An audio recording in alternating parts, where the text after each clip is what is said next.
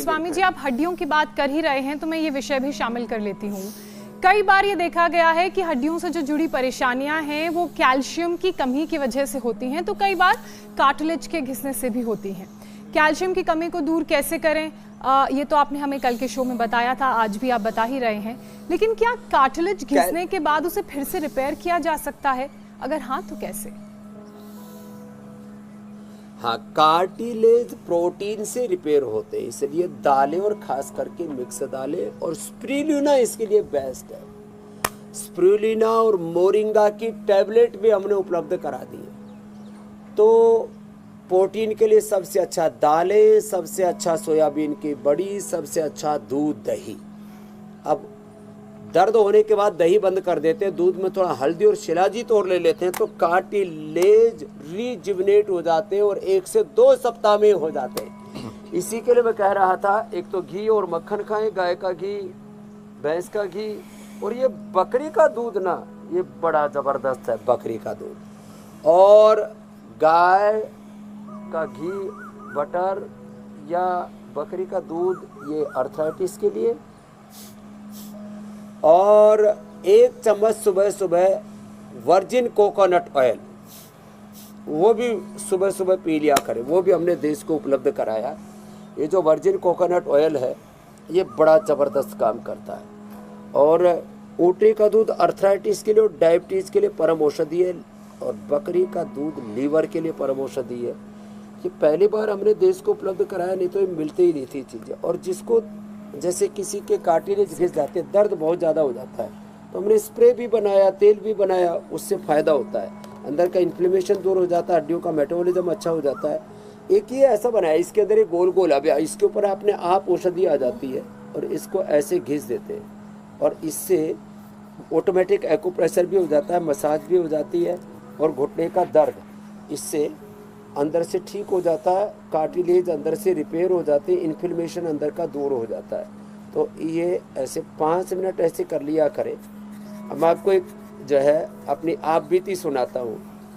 अब आते समय जब अमेरिका से मैं लौट रहा था, अभी लंबी फ्लाइट है, तो कोई सोने में कोई गलत पोस्चर हो गया या कहीं सोते सोते गर्दन इधर उधर हो गई, तो ये गर्दन ऐसे मुड़ने में दिक्कत हो रही थी। पहले दिन मैंने पता नहीं लगने दिया वैसे, तो फिर मैंने यही लगाया, इसको लगा करके 10 मिनट और फिर ऊपर से कपड़ा बांध दिया और फिर ये थोड़ा थोड़ा ये एक्सरसाइज ऐसे कर ली।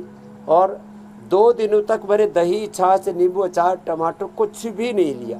2 दिन के अंदर फिर देखो ये गर्दन पूरी खुल गई, ये देखो।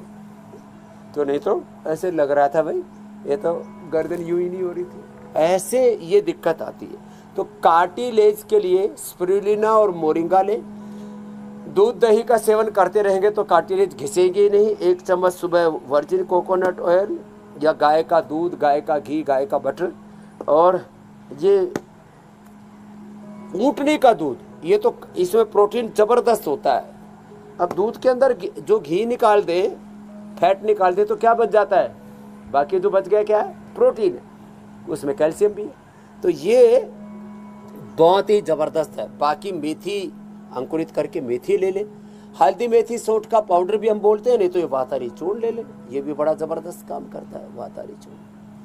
और जिनको ट्यूब लगाने की आदत है ट्यूब लगा लें। हमने तो एक पैड भी बना दिया है, ये जो है जहाँ ज़्यादा दर्द हो वहाँ पर ऐसे यही लगा देते हैं ऐसे। अच्छा स्वामी जी, आप ये कह रहे हैं कि सुबह सुबह उठे, खाली पेट 1 चम्मच वर्जिन कोकोनट ऑयल ले लें या फिर 1 चम्मच घी खा लें।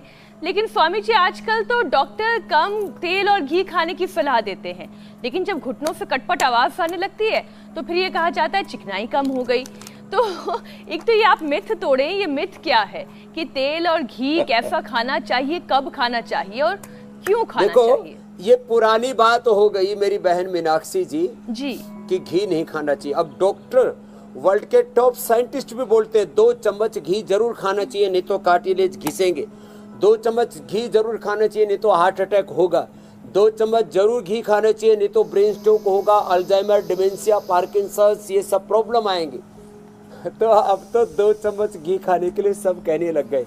मतलब आधा 1-1 किलो मुर्गा खा जाते, बकरा खा जाते, सुअर खा जाते, बेसुरे कहीं के, और फिर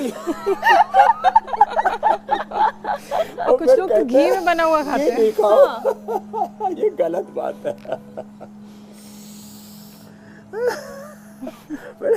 लोगों के भी अज्ञान की पराकाष्ठा की भी एक हद होती है। तो अब सब कह रहे घी खाओ, गाय का खा लो। अब जिनको गाय से थोड़ी दिक्कत थी तो हमने उनको भैंस अंटी का भी दे दिया है, गाय का। और तो ये स्वामी जी भैंस चिकन का मटन खाने वाले अब तो ये कहने लगे हैं ये शाकाहारी पीला चिकन है। ये थोड़ा सफेद है। अरे आजकल शाकाहारी चिकन भी आ गया है। अच्छा, ऐसा कैसा चिकन होता है? सोया से बनता है। वो सोया दाने से। खा के बड़ा हाँ, हुआ है। शाकाहारी वेगन भी आ गए हैं ना अब वेगन तो। चिकन। सारी चीजें प्रकृति में हैं। और देखो, मैं तो मांसाहार का कोई धर्म की दृष्टि से नहीं, किसी जीव की हत्या करके, किसी दूसरे को मार करके हमें जीने का अधिकार नहीं। इसलिए हमारे यहाँ पर जियो और जीने दो। खैर, तो घी जरूर खाना है, लेकिन 2 चम्मच से ज्यादा नहीं खाना है। फिर जो है वो दाल बाटी चूरमा में राजस्थानिया 250 ग्राम घी एक ही साथ चेप दे, वो नहीं करना। माता जी हंस रही है।